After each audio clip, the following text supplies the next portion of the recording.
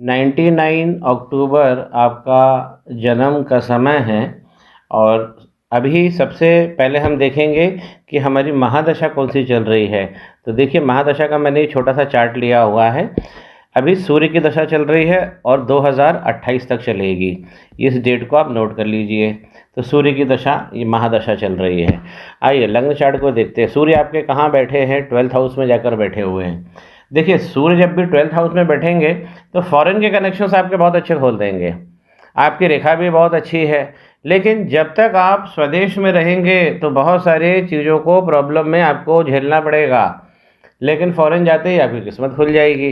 तो यहाँ पर सूर्य अच्छे बैठे हैं। हाथ में भी मैंने बता दिया, ग्रहण जरूर लगा हुआ है सूर्य पर। अब आगे देखते हैं। जब भी हम आरंभ करते हैं कुंडली को तो सबसे पहला घर देखते हैं। तो पहले घर में क्या लिखा है? 7, यानी तुला राशि। तो तुला राशि के स्वामी बने शुक्र। जाकर जहाँ बैठेंगे वो आपका धारा हो जाएगी जीवन की। तो आपके जीवन की धारा क्या है? आप किस लिए आए हो जीवन में? लाभ कमाने आए हो, पैसा कमाने आए हो। और आपको दिन रात एक ही विचार हमेशा रहेगा कि किस प्रकार मेरा प्रॉफिट या मेरा फ़ायदा ज़्यादा से ज़्यादा हो। और ये पहले हाउस के जो स्वामी हैं वीनस, कितने डिग्री पर बैठे हैं? 5 डिग्री पर बैठे हैं। तो यहाँ आपको वर्किंग करना है, इनकी बढ़ाना है, क्योंकि 5 डिग्री बहुत कम होती है। तो लग्नेश यहाँ जाकर बैठे हुए हैं। अब देखिए, पहले भाव में यहाँ पर बुध बैठे हुए हैं, मरकरी। तो एक बात तो हो गई कि बुध यहाँ बैठेंगे तो एनालिटिकल पावर आपको बहुत सारा दे दिया, विद्या बहुत सारी दे दी है, लिखने की क्षमता आपको बहुत सारी दे दी है, ये बुध देते हैं। तो बुध आपके बहुत अच्छे बैठे। और तुला राशि यानी इनके मित्र की ही राशि है शुक्र की, तो बहुत अच्छा काम हो गया है। और इनकी अगर डिग्री देखें तो 7 है। तो ये भी इसको भी हमें बढ़ाना चाहिए। लेकिन इनके बैठने से ही आपकी जो पढ़ाई, बुद्धि, एनालिटिकल पावर, रीजनिंग, ये सब बहुत अच्छा हो गया है। दूसरे घर में, ये दूसरा घर होता है, मंगल बैठे हुए हैं। तो यहाँ पे आप मांगलिक हो गए हो। और यही आपके नवांश में भी आ रहा है। नवांश के 12वें घर में भी मंगल चले जा रहे हैं। तो 1, 4, 7, 8 और 12, यहाँ पर अगर मंगल चले जाए तो मांगलिक हो जाता है व्यक्ति। तो यहाँ पर आप मांगलिक हो। नवांश चार्ट कौन सा चार्ट होता है? ये आगे की प्रोग्रेस को दिखाता है।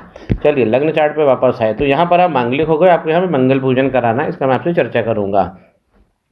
अब देखिए, सूर्य आपके सरकारी नौकरी के लिए अच्छे बैठे हैं और आपको IFS ये बना सकते हैं। क्यों? क्योंकि 12वें घर में बैठे हैं, मजबूत अवस्था में हैं।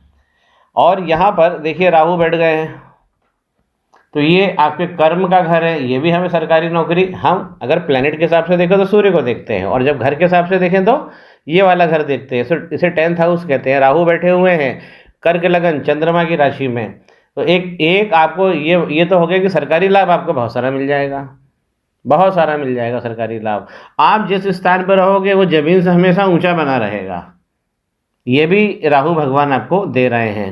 तो जैसे हम अपार्टमेंट में रहते हैं, बिल्डिंग में रहते हैं, या हमारा बेडरूम ग्राउंड फ्लोर से ऊंचा रहता है, तो राहु ये आपको बहुत अच्छा दे रहा है। तो पूरी चीज़ हो गई कि आपके सूर्य भी फेवरेबल में है, राहु भी फेवरेबल में है। तो गवर्नमेंट जॉब के लिए बिल्कुल आप ट्राई करिए, बिल्कुल आगे बढ़िए, एकाग्र मन से बढ़िए, डेडिकेशन से बढ़िए, कमिटेड हो जाइए, सब चीज़ आपको मिल जाएगी। अब जो थोड़ी सी मुझे जो चलते चलते मैं आपसे ये बता दूं, मंगल का तो काम आपको कराना, क्योंकि बिना मंगल को सॉल्व किए और गड़बड़ हो जाएगी। और अगर हम हाथ में देखें, मान लीजिए कुंडली में जो भाव दे रहे हैं वो किस प्रकार हाथ में आ रहा है, हम पामिस्ट्री में देख लेते हैं। मंगल पे तो बहुत बड़ा आइलैंड बना हुआ है आपके।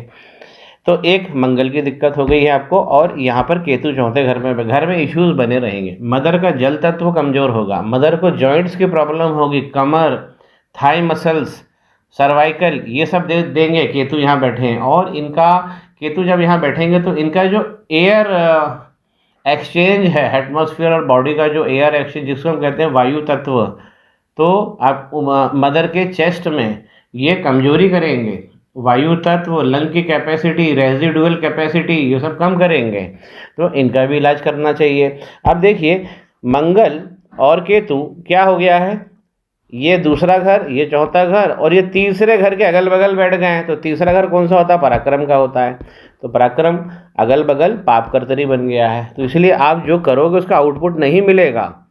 तो इसलिए यहाँ पर हमें क्या करना? मंगल की शांति करना और केतु की। तो आपके पराक्रम का भाव स्पष्ट हो जाएगा, जो आप करोगे आगे बढ़ जाओगे। शनि यहाँ पर आपके पार्टनर के हाउस में नीच के बैठे हुए हैं, इसलिए शादी वगैरह में बहुत सारा डिले होगा। गुरु भी यहीं बैठे हुए हैं, सातवें घर के गुरु भी अच्छे नहीं होते हैं, तो शादी में आपको बहुत सारी प्रॉब्लम आएगी। खैर वो तो मैं आपसे डिस्कस कर लूँगा। नवांश कुंडली में देखिए वीनस केतु के साथ हो गए हैं, तो आपके जो परिवार के बुजुर्ग हैं वो तकलीफ़ में रहेंगे। जब वो बूढ़े होके मरेंगे तो बिना तकलीफ़ के नहीं मरेंगे, तकलीफ़ होगी और फिर मरेंगे। क्यों? क्योंकि केतु यहाँ दूसरे घर में बैठे हुए हैं, और केतु ऊपर बैठ के भी घर के सुख में दिक्कत दे रहे हैं। तो केतु का इलाज करना चाहिए हमको, खास तो है, और मंगल भगवान का, ये आपकी लग्न चार्ट में ये निश्चित हो रहा है। चंद्रमा आपके अच्छे बैठे हुए हैं लाभ में, और वीनस भी अच्छे बैठे हुए हैं। आगे मैं आपसे फ़ोन पे बात करता हूँ।